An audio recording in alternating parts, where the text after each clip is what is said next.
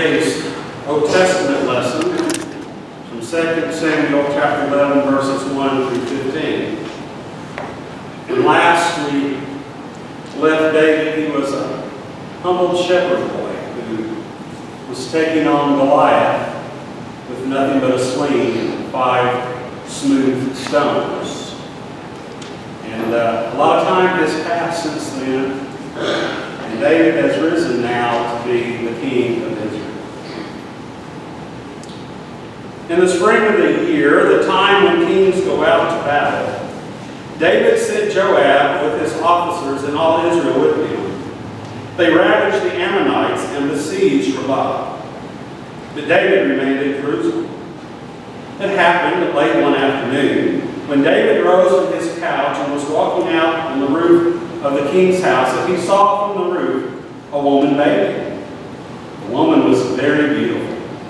David sent someone to inquire about the woman. It was reported, "This is Bathsheba, daughter of Elam, the wife of Uriah the Hittite." So David sent messengers to get her, and she came to him, and he lay with her. Now she was purifying herself after her period. Then she returned to her house. The woman conceived, and she sent and told David, "I am pregnant." So David sent word to Joab, "Send me Uriah the Hittite." And Joab sent Uriah to David. When Uriah came to him, David asked him how Joab and the people fared, and how the war was going. Then David said to Uriah, "Go down to your house and wash your feet." Uriah went out of the king's house, and there followed him a present from the king. But Uriah slept at the entrance of the king's house with all the servants of his lord, and did not go down to his house. When they told David Uriah did not go down to his house, David said to Uriah, "You have come from a journey. Why did you not go down to your house?" Uriah said to David, "The ark of Israel and Judah remain in booths, and my lord Joab and the servants of my lord are camping in the open field. Shall I then go to my house to eat and drink and to lie with my wife? As you live and as your soul lives, I will do no such a thing." Then David said to Uriah, "Remain here today also, and tomorrow I will send you back." So Uriah remained in Jerusalem that day. On the next day, David invited him to eat and drink in his presence and made him drunk. And in the evening he went out to lie on his couch with his servants of his lord, but he did not go down to his house. In the morning David wrote a letter to Joab and sent it by hand of Uriah. In the letter he wrote, "Set Uriah in the forefront of the hardest fighting, and then draw back from him, so that he may be struck down and die." As Joab was besieging the city, he assigned Uriah to the place where he knew there were valiant warriors. The men of the city came out and fought with Joab, and some of the servants of David among the people fell. Uriah the Hittite was killed as well. This is the word of God for the people of God. Thanks be to God. I don't know if there was ever a college senior more eager to go to college than I was. I was ignorant, and I knew I was ignorant. And I wanted to be educated. There were just so many things that I knew nothing about that I wanted to know about. Just one example, I knew kind of church history a little bit from the Reformation on and through the New Testament. But there were a millennium and a half of church history that I had no idea what had happened, and I wanted to know. And then when I went to Duke for divinity school, I decided I was going to take Greek.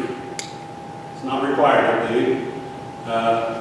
Hebrew I was too scared of, but I was going to take on Greek because I wanted to know what the New Testament said. I was frustrated by all those footnotes in the Bible. And I wanted, when it said it could be translated this way or that way, I wanted to know which was the right way to translate it. I didn't want the ambiguity. I wanted to know the facts. And because I went to 2 excellent Methodist institutions of higher learning, I realized that the Bible needed more footnotes, not less. The main thing I learned, and of course this is the purpose of a good education, the main thing I learned is I was even more ignorant than I had ever dreamed of. A good education teaches you what you don't know, that there's just so much that you don't know. And the reason I bring this up is that I think the story today of David and Bathsheba is riddled with ambiguity. You know, Genesis said, and God said, let there be light. And there was light. Well, here it's like God said, let there be ambiguity. And there was ambiguity. The things are just not clear cut. Things are just crazy and don't make a lot of sense. And I'll just warn you, I'm not going to clear up all this ambiguity for you. In fact, it'll be a successful sermon if you leave here more confused than when you came in. Now, mind you, there are plenty of churches that can remove all the ambiguity. They have all the answers. They know God's every thought, God's every intention. They know exactly why everything happens. They know what should happen. But I don't think that is a biblical understanding of God. If our minds can comprehend God, then God is a mighty, puny God. And I have a proof text for this, if somebody wants that. It's from Isaiah 55, 8 and 9. For my thoughts are not your thoughts, nor are your ways my ways, says the Lord. For as the heavens are higher than the earth, so are my ways higher than your ways, and my thoughts than your thoughts. More generally, the biblical witness is that God talks to us in baby talk. As I was saying in the children's message, we can't begin to know enough to really even ask God the right questions. Now, mind you, the Bible is not completely ambiguous.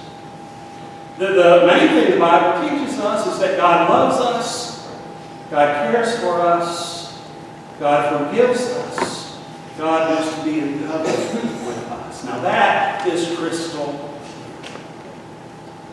And I would submit to you that that's enough. If we know that much, we know enough. Now, let's dig into some of the ambiguity of the story of David and Bathsheba. The first ambiguity is, why in the world is David even king? You may remember that when David slayed Goliath, Saul was king. But now David is king. What happened to Saul? Well, we're told very specifically why Saul was removed by God as king.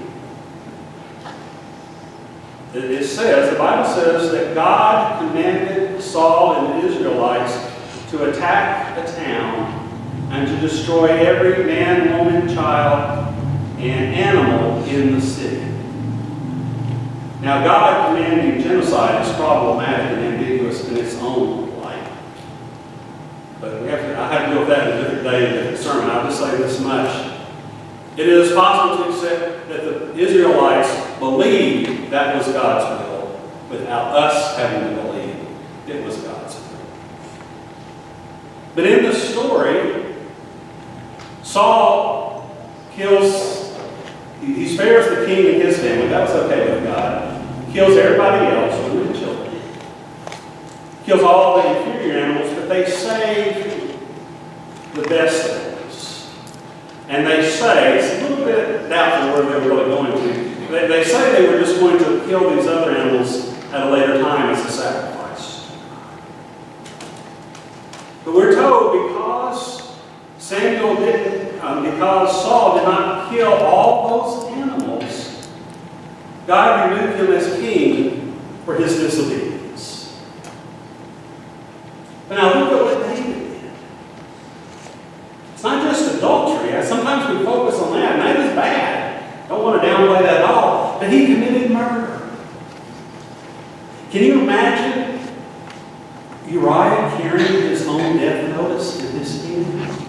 And David knew that that Uriah would not read that note, because Uriah, what a faithful person, not just to his wife, but to duty, to honor. Compare that to the lack of fidelity of David. Not just sexually, but that he should have been out there leading the army. It was the time when kings go out. David. Well, back when this was more popular, I used to say he was like J.R. Ewing. For those of you old enough to remember Dallas. And so what David did, to me, is far worse than what Saul did. And yet God removed Saul and he allowed David to stay on as king. I don't get it. I don't understand it. I can't explain it. Another ambiguity. What is the relationship between David and Bathsheba? Now, in years past, Bathsheba was painted as a seductress, Mino, Battle, slut. She brought David down with her wiles and her ways. These days, we look at it with a different eye, and we realize that David was king. How much choice did Bathsheba have? What if Bathsheba had said no to David? We don't know what David would have done. And Bathsheba didn't know what David did. There was no way that there could not be an element of coercion in this. I mean, talk about sexual harassment, sexual assault. But did Bathsheba not know that the king had a view from the palace when she went out? What was her intentions? They're ambiguous. We don't know. We can't say. Another ambiguity is Nathan. Now, we did read this part. I'm getting ready to. But if you know the story, Nathan is a prophet of God, and God commands Nathan to go and to confront David about his sin. I'm going to read now from 2 Samuel 12, 1 through 7. But the thing that David had done displeased the Lord. I think that's understated. And the Lord sent Nathan to David. He came to him and said to him, there were two men in a certain city, the one rich and the other poor. The rich man had very many flocks and herds, but the poor man had nothing but one little ewe lamb, which he had bought. He brought it up, and it grew up with him and with his children. It used to eat his meager fare and drink from his cup and lie in his bosom, and it was like a daughter to him. Now there came a traveler to the rich man, and he was loath to take one of his own flock or herd to prepare for the wayfarer who had come to him. But he took the poor man's lamb and prepared that for the guest who had come to him. Then David's anger was greatly kindled against the man. He said to Nathan, as the Lord lives, the man who has done this deserves to die. He shall restore the lamb fourfold because he did this thing, and because he had no pity.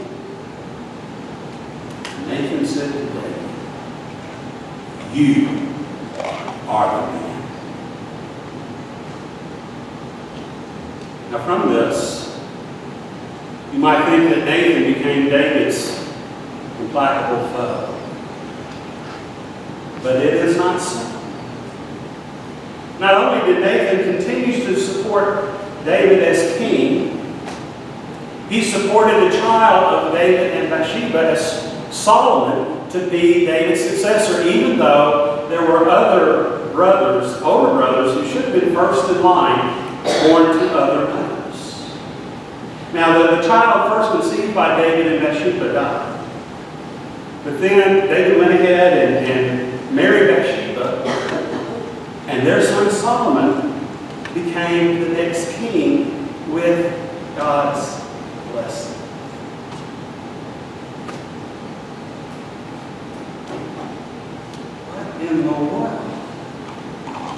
is going on? I don't get it. I don't understand it. I can't explain it. And as I've already warned you, I'm going to do anything to clear it up for any of us.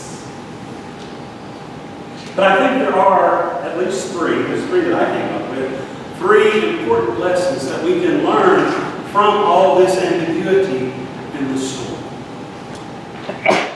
And the first is, evil must not be covered up. David was God's anointed. But God sent Nathan to David to expose his sins, not just to David, but to the whole country. That even though God supported David and chose David, he was not willing to overlook or excuse David's sins. He made them known to everyone, and while he allowed David to continue as king, there were consequences. He tells David that his family is going to be full of family division. And if you know the story, David has civil war against his oldest son, Absalom. And his soldiers kill his son, his beloved son. Tragedy came out of this. Just because God allowed David to continue doesn't mean David escaped with no consequences. And it means and it doesn't mean that God wanted a cover-up. He wasn't worried about what it would do to his ratings in the polls or how it would affect the sin. God wanted David's sins exposed. And we must never accept the covering up of leaders' sins, regardless if it's in the church or in politics or anywhere else. I think the second thing we can learn is we need to have some humility. To not go around spouting off that we know what God's will is in every situation. We know exactly what God is doing. A prophet like Nathan may occasionally get a direct word from God, but most of the time we're people who are fogged in, and just once in a while the fog lifts for a few moments. Faith is not having the answers. Faith is living with the ambiguities. And finally, I think we have to learn to trust in God's guidance. I think in a very real way, the story of David and Bathsheba is similar to the story of Joseph. At the end, when Jacob had died and Joseph's brothers thought that maybe he had just been biding his time until their father was dead to seek his revenge. And Joseph assures them that all is forgiven. And he says to them, you meant it for evil, but God meant it for good. And there is no question that God did not approve of or sanction David's adultery with Bathsheba or his murder with Uriah. David and Bathsheba meant it for evil, but God meant it for good. When you think about it, doesn't that sound a lot like crucifixion and resurrection? The ones who did it for evil, but God meant it for good. Folks, our God is an awesome God.